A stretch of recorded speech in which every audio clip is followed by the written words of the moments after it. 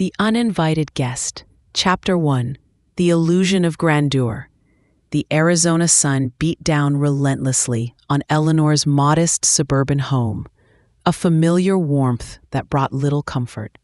70 years had given her a quiet wisdom, etched into the gentle lines around her eyes and the patient curve of her lips. She was a widow, living simply since her beloved husband, Robert, had passed away 2 years ago. Robert, a successful real estate developer, had provided well for them. But they had always lived within their means, valuing experience over ostentation. Her son, Mark, now 40, was a different story, and his wife, Bridget, 38, was a force of nature entirely. Mark, successful in his own right, had always carried a streak of arrogance, nurtured by a childhood of indulgent gifts from Robert. But after marrying Bridget, that arrogance had blossomed into full-blown entitlement. Bridget, with her impeccable designer clothes and her insatiable thirst for social status, seemed to breathe an air of superiority. She was obsessed with appearances, with luxury, with the outward symbols of wealth. Eleanor remembered the day Robert had told them about the house. It was a sprawling, modern residence in a desirable Phoenix suburb, all gleaming granite countertops and high ceilings. Bridget had fallen in love with it instantly, her eyes alight with acquisitive glee. Robert, with a twinkle in his eye, had presented it to Mark and Bridget as a gift. They had celebrated, oblivious to the quiet, almost melancholic gaze Robert had cast at Eleanor. At the time, Eleanor had thought it a generous, if slightly extravagant gesture from Robert. She knew he loved Mark deeply.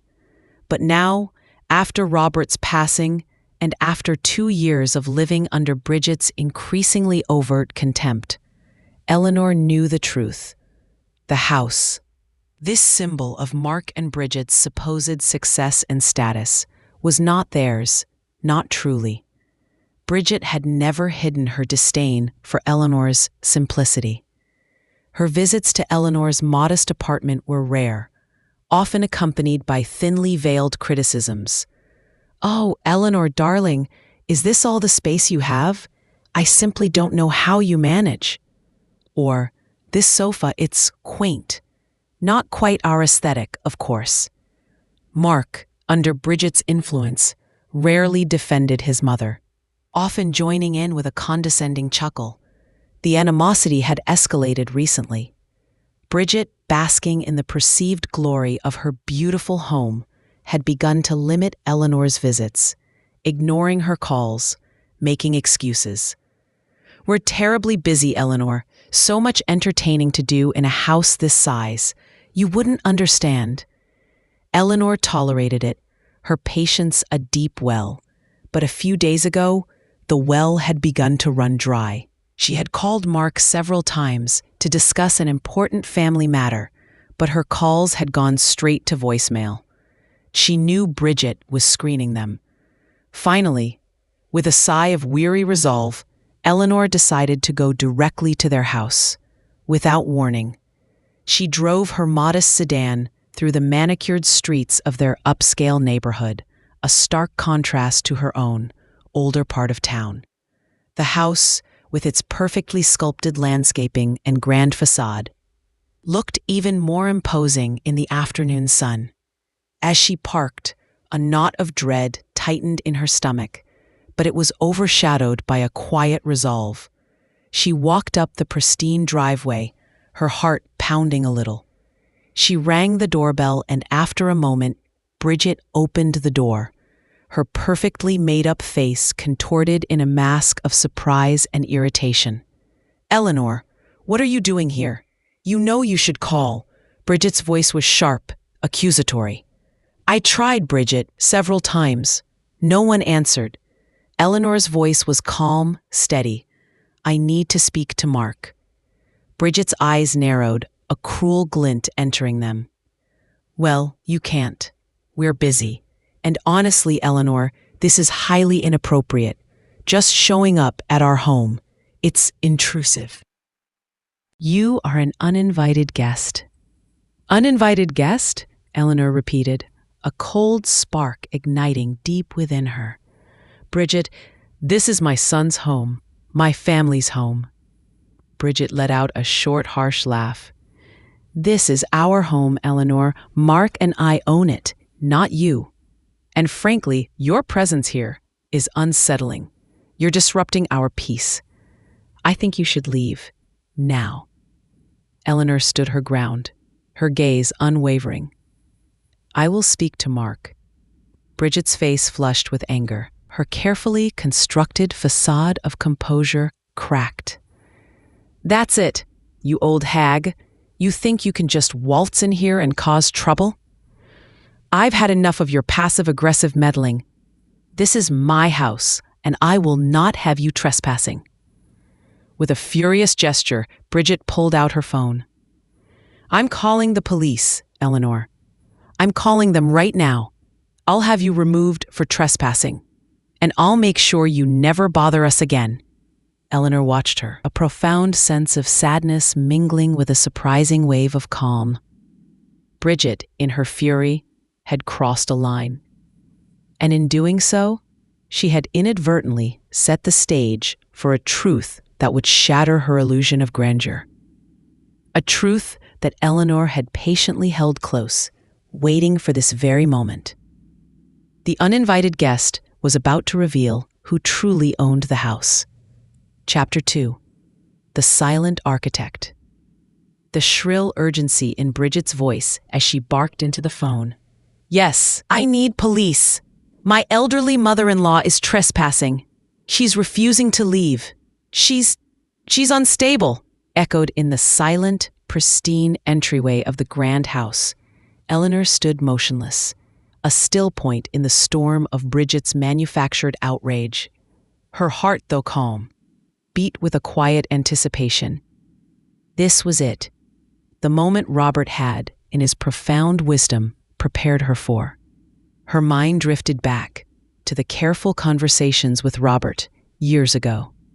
Robert, with his keen insights into human nature, had watched Mark's increasing self-centeredness and Bridget's relentless pursuit of status with growing concern.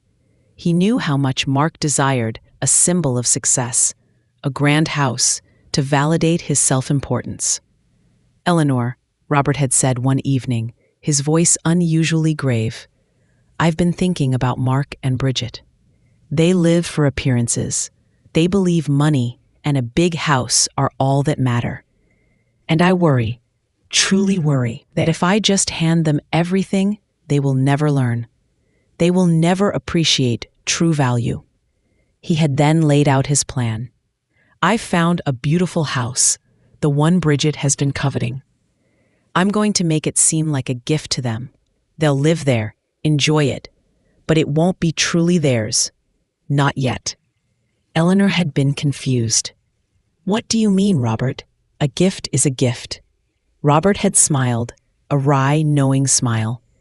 Not in the legal sense, my dear. I'm working with Mr. Hendricks to set up a very specific trust. The house will be legally titled in your name, but held within a complex trust structure. Mark and Bridget will be given documents that appear to grant them tenancy, even a form of pseudo-ownership, making them believe it's a direct gift from me. They'll pay the property taxes, handle maintenance, and believe it's theirs, free and clear. Eleanor's eyes had widened. But why, Robert? Why such a complicated plan?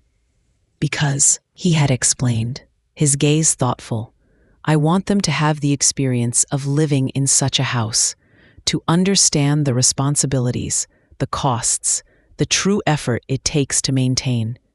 But I also want to protect you and to have a fallback. If they ever become truly insufferable, truly cruel, or if they squander everything and believe they're entitled to more from us, you will have the ultimate leverage. You will own the very ground they stand on. It's a safety net, Eleanor, and a very potent lesson. if ever it needs to be taught. He had paused, his eyes softening. And it's a way to ensure you are truly secure, Eleanor. To ensure that if they ever try to cast you aside or claim what is rightfully yours, you will have the means to stand your ground. I want you to have peace of mind, always. Eleanor had trusted Robert implicitly. She had signed the complex legal documents, placed them securely with Mr. Hendricks, and watched as Mark and Bridget celebrated their gift with self-congratulatory pride. Robert had indeed been a silent architect, building not just structures, but a future for Eleanor that was both secure and, if necessary, strategically powerful. Now, as the distant wail of sirens grew louder, Bridget turned from the phone, her chest heaving with triumphant indignation. "They're coming, Eleanor. You're going to jail, you old witch." Mark, hearing the sirens, emerged from the living room, a look of annoyed concern on his face. "Bridget, what's going on? Who are you calling the police on?" His eyes landed on Eleanor. "Mom, what are you doing here?" "Bridget said you just showed up." "Your wife called the police on me, Mark," Eleanor stated calmly, her voice even. "She accused me of trespassing in my own home." Mark frowned, clearly confused. "Your home? Mom, what are you talking about? This is our house. Dad gave it to us." The police cruiser pulled up, its lights flashing silently. Two officers, Sergeant Davis and Officer Smith, approached the front door. "Everything all right here, ma'am?" Sergeant Davis asked, his gaze assessing the scene, an agitated Bridget, a confused Mark, and a remarkably calm Eleanor. "No, officer, it is not all right," Bridget declared, stepping forward. "This woman, my mother-in-law, Eleanor Miller, is trespassing. She just showed up, uninvited, and she's refusing to leave. She's unstable. She needs to be removed." Officer Smith's pen hovered over his notepad. "Is that true, ma'am?" he asked Eleanor, his tone neutral. Eleanor met his gaze steadily. "No, officer, it is not. I am the legal owner of this property. My name is Eleanor Miller, and I believe my daughter-in-law here is mistaken." Bridget scoffed. "She's lying. This is ridiculous. She's gone senile. She doesn't own anything but her cramped little apartment across town." Mark, recovering from his initial confusion, stepped forward, a condescending smile on his face. "Mom, really, this isn't funny. Just leave. We don't want to cause a scene." Eleanor reached into her purse, pulling out a crisp, official-looking document. "Officer," she said, handing it to Sergeant Davis, "these are the property deeds. And this," she added, producing another document, "is a letter from my deceased husband's attorney, Mr. Hendricks, explaining the legal standing of this property." Sergeant Davis took the documents, his expression unreadable. He unfolded the deed, his eyes scanning the fine print. His eyebrows slowly rose. Officer Smith leaned in, looking over his shoulder. Their faces, initially skeptical, now shifted to surprise, then to a professional gravity. Bridget, seeing their expressions, faltered. What is that? It's fake. It has to be." Sergeant Davis looked up, his gaze now directed at Bridget, then at Mark, a distinct coolness in his voice. "Ma'am, these documents appear to be entirely legitimate. They clearly state that Eleanor Miller is the sole legal owner of this property, held in trust." He looked directly at Mark. "Sir, your mother appears to be correct. You are residing in a property legally owned by her." The air crackled with a sudden, devastating silence. The illusion, carefully constructed by Robert, meticulously maintained by Eleanor, had finally shattered. The grand house, once a symbol of Mark and Bridget's power, was now simply Eleanor's. And they, the proud, entitled owners, were now nothing more than uninvited guests in her home. Chapter 3. The truth unveiled. The silence in the grand entryway stretched, thick and suffocating. Mark and Bridget stared at Sergeant Davis, then at Eleanor, their faces a horrifying tableau of disbelief, confusion, and dawning terror. No, that's impossible," Mark stammered, his confident demeanor utterly gone. "Dad gave us this house. He had the papers drawn up. We've been paying the property taxes, the maintenance. This is our home." Sergeant Davis, a seasoned veteran, remained stoic. "Sir, these are legally binding documents. They show the property was transferred into a specific trust, with Mrs. Miller as the beneficiary and ultimate owner. You were granted a right of occupancy, it appears, but never full ownership." He looked at Eleanor. "Mrs. Miller, do you wish to press charges for trespassing?" Bridget, her face contorted, shrieked, "Of course she does. She's doing this to spite us. She's always been jealous." Eleanor raised a hand, silencing Bridget with a calm, unwavering gaze. She addressed the officers. "No, officer, I do not wish to press charges. Not yet." She then turned her full attention to Mark and Bridget, her voice chillingly quiet. "However, since you have accused me of trespassing in my own home and called law enforcement to remove me, I now officially request that you, Mark, and you, Bridget, vacate my property. You have exactly 24 hours to gather your personal belongings and leave." Mark gaped at her. 24 hours? Mom, you can't be serious. Where are we supposed to go?" "That, Mark, is your concern," Eleanor replied, her voice devoid of warmth.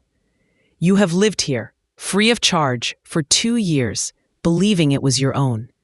You have squandered your inheritance on frivolous luxuries and a misguided business venture. You have insulted me, dismissed me, and now you have attempted to have me arrested for being in my own house. My patience has run out." Bridget, recovering some of her venom, spat. "This is pure malice, Eleanor. You think you can just kick us out? We have rights. We'll fight this. We'll call our own lawyers." "You are welcome to try, Bridget," Eleanor said, her voice betraying not a hint of emotion. "But Mr. Hendricks, my attorney, handled all the legalities. Everything is ironclad. And if you are not out of my house by this time tomorrow, I will proceed with formal eviction proceedings. At that point, your belongings will be moved to the curb by professionals, and I will also consider filing a countersuit for defamation, given your baseless accusations to these officers." The word defamation seemed to hit Bridget like a physical blow. Mark, however, looked utterly defeated. The reality of their situation, the depth of their father's foresight, was finally sinking in. "Mom, Dad wouldn't have wanted this," Mark mumbled, his voice weak. "Your father, Mark," Eleanor said, her eyes piercing, "wanted you to learn humility, responsibility, and the true value of character. He gave you this house to experience it, to appreciate it. He entrusted it to me so that if you ever lost your way, there would be a foundation, a lesson. And this, Mark, is the lesson." The officers, seeing no further immediate threat and having confirmed the legal ownership, began to withdraw. Sergeant Davis gave Eleanor a respectful nod. "If you have any further issues, Mrs. Miller, please call us." As the police car pulled away, Bridget rounded on Mark, her face contorted. "This is your fault, Mark. Your father was a senile old fool, and your mother is a manipulative bitch." Mark didn't respond. He simply walked past Bridget into what he still thought of as his living room and sank onto the sofa, burying his face in his hands. Eleanor watched him for a moment, a profound sadness in her heart. This wasn't about revenge, not truly. It was about justice, about fulfilling Robert's silent will, and perhaps about the last, most painful chance for her son to learn. She walked past them into the grand kitchen, the very kitchen Bridget had so often used to subtly belittle Eleanor's simple tastes. She poured herself a glass of water, the silence of the house, now truly her own, feeling strangely liberating. The illusion had shattered. The truth had been unveiled, and Mark and Bridget were about to face the harsh reality of a life built on nothing but borrowed grandeur. Chapter 4. The House of Lessons. The next 24 hours were a tense, silent ballet of forced compliance. Mark and Bridget moved through the opulent rooms, packing their belongings with a furious, desperate energy. Eleanor remained in her apartment, orchestrating the transition through Mr. Hendricks. She had arranged for a moving company to be on standby and for a locksmith to change the locks promptly at the 24-hour mark. Mark, humbled and defeated, had called Mr. Hendricks directly, hoping for a different answer. But the lawyer, loyal to Robert's wishes and Eleanor's trust, simply confirmed every detail Eleanor had presented. The trust was ironclad. The ownership was hers. When Eleanor arrived at the house, precisely 24 hours later, the moving truck was pulling away, laden with Mark and Bridget's furniture. The front door was ajar. Inside, the house felt strangely empty, sterile, devoid of the life it had once seemed to hold. Bridget was already gone, having abandoned Mark in her fury and fled to stay with a distant cousin. Mark stood alone in the center of the vast, echoing living room, a single duffel bag at his feet. His eyes, red-rimmed and hollow, met Eleanor's. The arrogant spark was gone, replaced by a profound emptiness. "She left, Mom," he said, his voice flat. "She said she couldn't live like this, that I ruined everything." Eleanor felt a pang of pity, but it was tempered by years of his dismissiveness. "Mark," she said, her voice calm, "this is a difficult lesson. But perhaps it's a necessary one." He looked around the empty room, then back at her. "I don't understand, Mom. Why? Why did Dad do this? Why didn't he just give it to me? He loved me." "He loved you deeply, Mark," Eleanor replied, walking slowly towards him. "But he also saw the path you were on. He saw your desire for quick wealth, your reliance on things rather than substance. He saw how Bridget fueled that. He feared that if he gave you vast, unearned wealth, it would destroy you.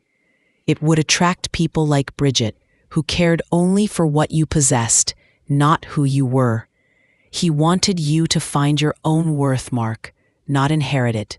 She paused, looking directly into his eyes. "He wanted you to be a man of character, not just a man of means. He wanted you to understand the true value of hard work, of integrity, of genuine relationships. This house was meant to be an experience, a taste of luxury, but always with a safety net, a way to intervene if you lost your way entirely. He entrusted it to me because he knew I would use it wisely, for the ultimate good, not for indulgence." Mark slowly sank onto the floor, the duffel bag beside him. I never saw it," he whispered, his voice thick with a mixture of grief and dawning realization. "I thought he was just cheap, obsessed with saving. I never understood. I was so focused on what I thought I deserved, what I could buy." Eleanor knelt beside him, placing a gentle hand on his shoulder.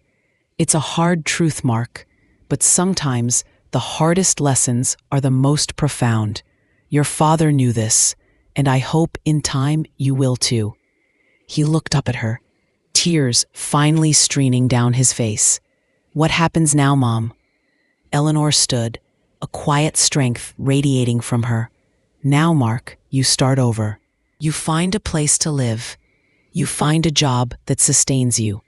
And you learn to build your life on principles, not on possessions.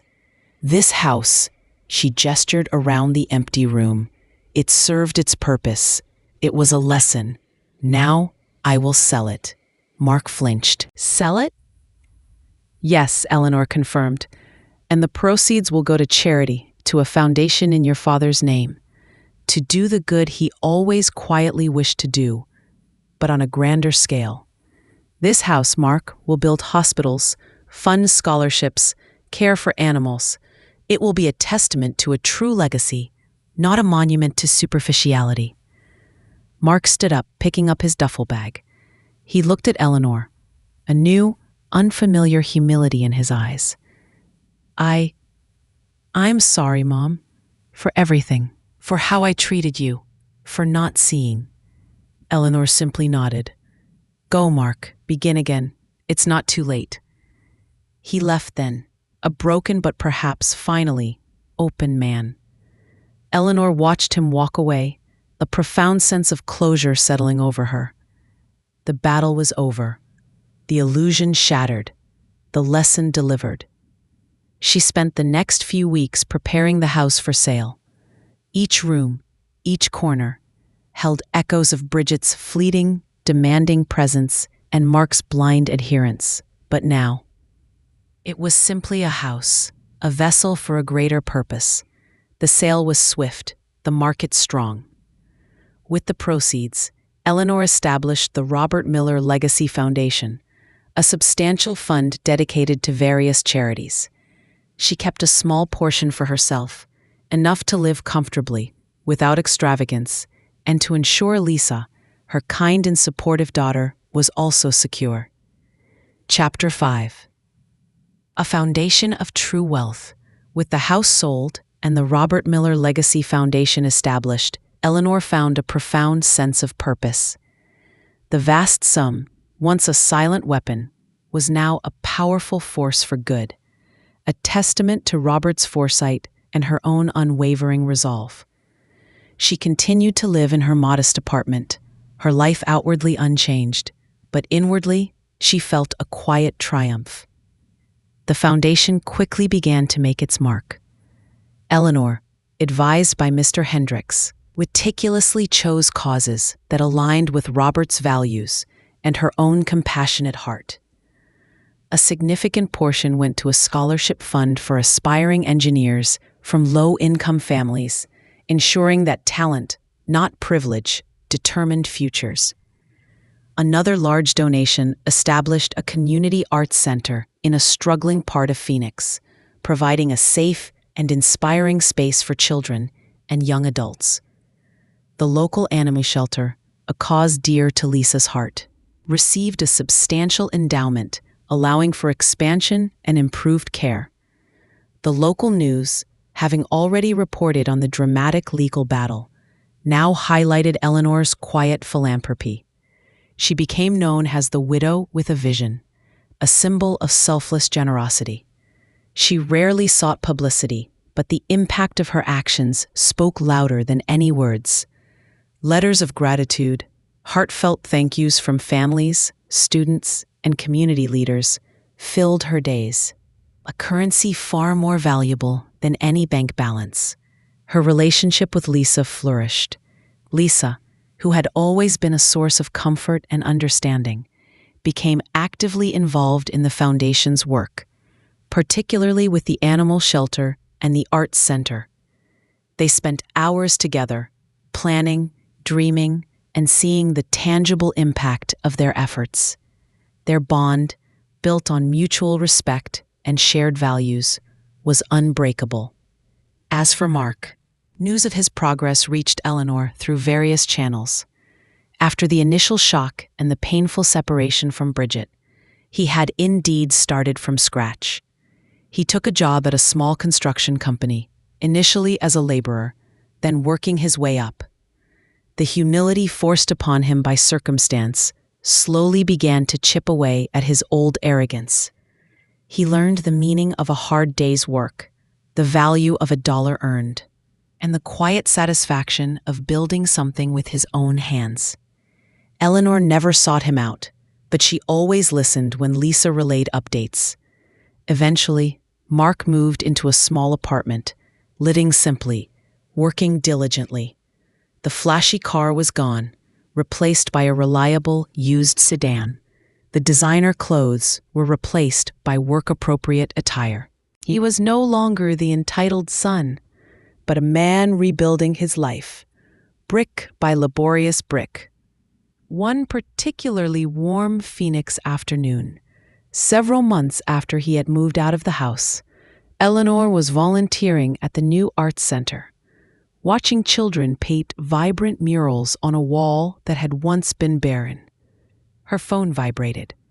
It was a call from an unfamiliar number. She answered. "Mom?" Mark's voice. It was hesitant, softer than she had heard it in years.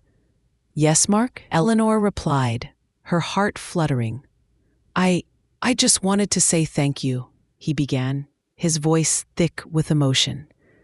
"I know it took me a long time, too long, but I finally understand why Dad did what he did, and why you did what you did." He paused, and Eleanor could hear him taking a deep, shaky breath. "This job, it's hard, but I'm learning so much about responsibility, about what really matters, and I'm finally, truly proud of something I've done. Not something I inherited." Eleanor's eyes welled up with tears. This was it. This was the true inheritance Robert had always envisioned. "Your father would be very proud of you, Mark," she said, her voice trembling slightly. "He always wanted you to find your own way, to build your own worth." "I know now," Mark said, a note of genuine humility in his voice. I wish I had learned it sooner. And Mom, I'm so sorry for everything." "I know, son," Eleanor whispered. "I know." The call ended. Eleanor stood there, watching the children, a profound sense of peace settling over her. There was no bitterness, no triumph over her son's downfall, only the quiet joy of a mother witnessing her child's long-awaited growth. Robert's legacy wasn't just in the buildings and scholarships. It was in the arduous, painful journey of his son, who, stripped of illusion, was finally discovering his true self. Eleanor continued her life of quiet purpose, surrounded by the love of her daughter and the gratitude of the community. She had been an uninvited guest in her own home, then a silent guardian of a complex truth, and finally, a wise dispenser of a fortune. She had fulfilled Robert's will, not just legally, but spiritually. She had shown the world, and more importantly, her son, that true wealth lay not in what you possess, but in the character you forge, the good you do, and the lessons learned along the arduous path of life. The house was gone, but the foundation of true values would endure, a testament to Robert's love and Eleanor's unwavering strength.